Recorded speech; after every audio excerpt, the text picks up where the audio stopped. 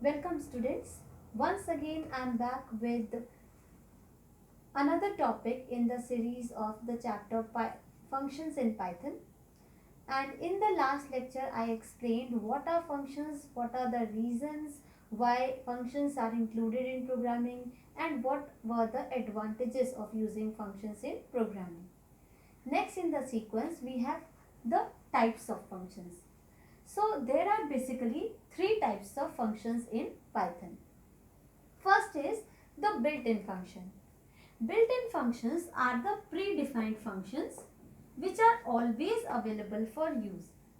For example, len function, int, float, input. Children, you have made so many programs till now and you have seen that there are certain functions like your int function, float function, print function, for which you never needed to do anything extra. And those functions were predefined. Like, let us take the example of print function. You have been using this print function so many times, but you never imported any module for it, right? In the same way, you are using int function for converting an integer convertible string into integer. In the same way, you are using len function to calculate the length of any string or any other variable, or you can say any other sequence, but you never imported any module for it. So such functions are called built-in functions, which are predefined functions available in Python library and are available for use always, means you don't need to do anything extra for it. Second category is functions defined in modules. Now this is another category of predefined functions, but the difference between built-in and functions defined in modules is that these functions are only available for use when you particularly import that module in your program. For example, you have used mean, median and mode functions which were present in statistics module of Python, right? So whenever you need to use these three functions, you need to import statistics module. In the same way, if you use functions like sine, cos, you need to import math module. In the same way, if you work with randint function or randrange function or random function, you need to import random module. So these are certain functions which cannot be used without importing that particular module, and that category of function is called functions defined in module. Now the third category of function over which we are particularly focused in this video is the user defined functions, means the functions which are defined by the programmer. Means the programmer is going to tell you what will be the name of the function, programmer will tell what will be the working of that function, and the programmer will himself use or utilize that function. In these two cases, functions were pre-made, so you never knew how that function did it work, means how it functions, what is the name of that function. Everything is being told to you that so and so function is there and you can use it this way. Like, it was told to you that len is a function whose name is len and its work is to that you have to give a variable and it will calculate the length of that variable in terms of bytes. So this much has been told to you and you straight away use this function. You never made this function by yourself, but you are using it. In the same way, you never made these functions. These are available and you are simply using them. But in case of user defined function, nothing will be available to you by the Python programming. Everything has to be made by yourself according to your needs. So now you will make your function. You will keep your own name, means name according to your choice. The working of the function will also be decided by you, and the utilization of that function will also be done by you only. So let us now discuss the format of writing a function. Now talking about the syntax of a function, syntax means the format of writing a function. Now as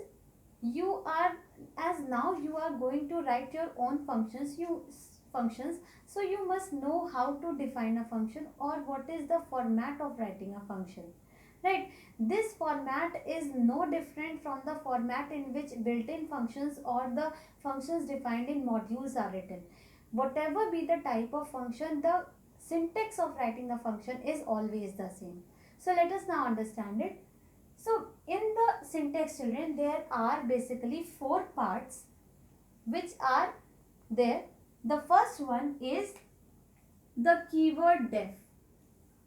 This is a keyword which is an indication to the system that now you are going to define a function. Okay, so this keyword is a reserved word which is indicating that you are going to write a function. Then second is the function name. So this was the first part. Second part is the function name. Since you are going to make your own function, so you are the one who is going to decide its name.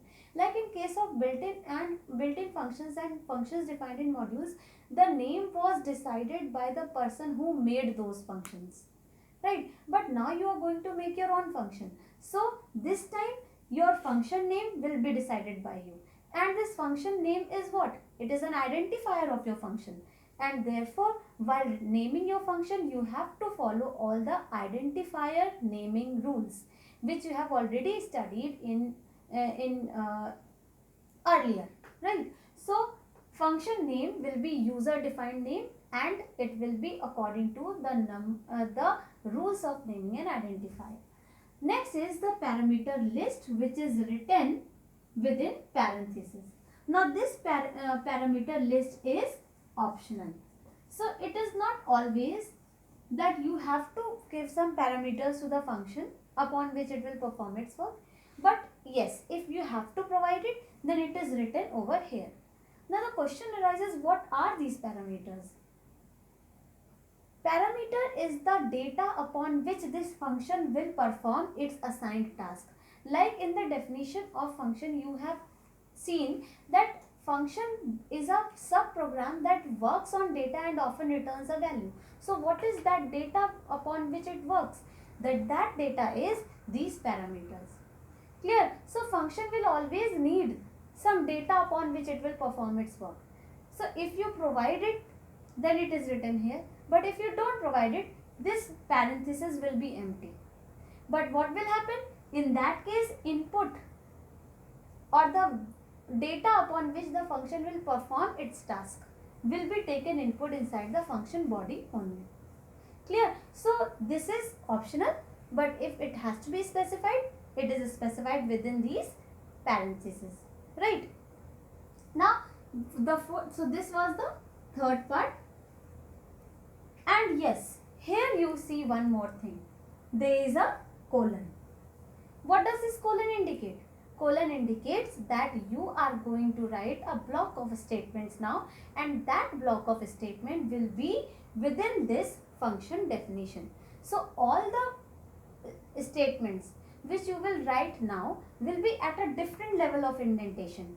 You know that whenever we have to write a block of statements which is a part of some other statement, then it has to be written at a different level of indentation, right? And whenever you want to come out of this block, you have to simply resume to your previous indentation level, right? So remember that these two are very important portions of your function definition, that you have to apply a colon over here, which will indicate that you are going to write a block of statements, and this block of statement will be written after leaving some indentation in the beginning. So all the statements which are going to come inside the body of the function will be at this level of indentation, and that is why I have written body of the function like this, so that you may understand that there are numerous statements. There can be single statement also, but if there are numerous statements, then all of those statements will come at the same level of indentation,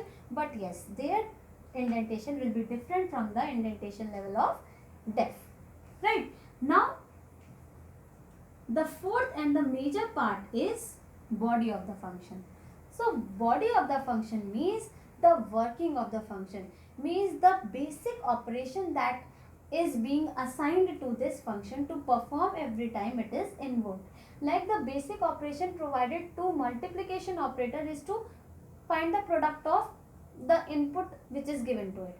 In the same way, you will assign a particular task to this function, and then what is that task, how will it perform that task, those statements are written in the body of the function.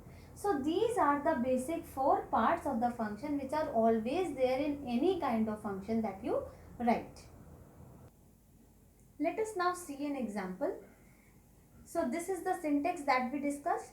Now suppose I want to make a function to add 2 numbers, and those 2 numbers will be given to the function, and the function will simply add those 2 numbers and then print the result. So for this, what I write? First of all, I need to write the keyword def in order to indicate to the system that I want to create a function now. Then since my function is adding 2 numbers, so I want to keep the name of my function as add 2 numbers. Now whenever you name your function, it is always good if you keep the name of the function relevant to the work, the kind of work it is going to perform. But it is not a rule, it is just a convention. If you follow it, it is good, and if you don't follow it, then it is not going to give you any kind of error, right? So I am keeping a relevant name to for my function, and that is add 2 numbers, and I am receiving a and b in it as parameters. So a and b are the values which are going to be added by this function. So after writing this, I put a colon to indicate that I am going to write the body of the function now. Within the body, what I do? I write p is equal to a plus b, means a and b will be added and the result will be stored in p, and then I write print sum is equal to p. So what will happen? A and b will be added and the result will be printed. So this is the body of the function. Now let us see the parts of the function. First is the def, which I told you. Then second is the name of the function. Then this is the parameter list, means the third part. Then we put colon.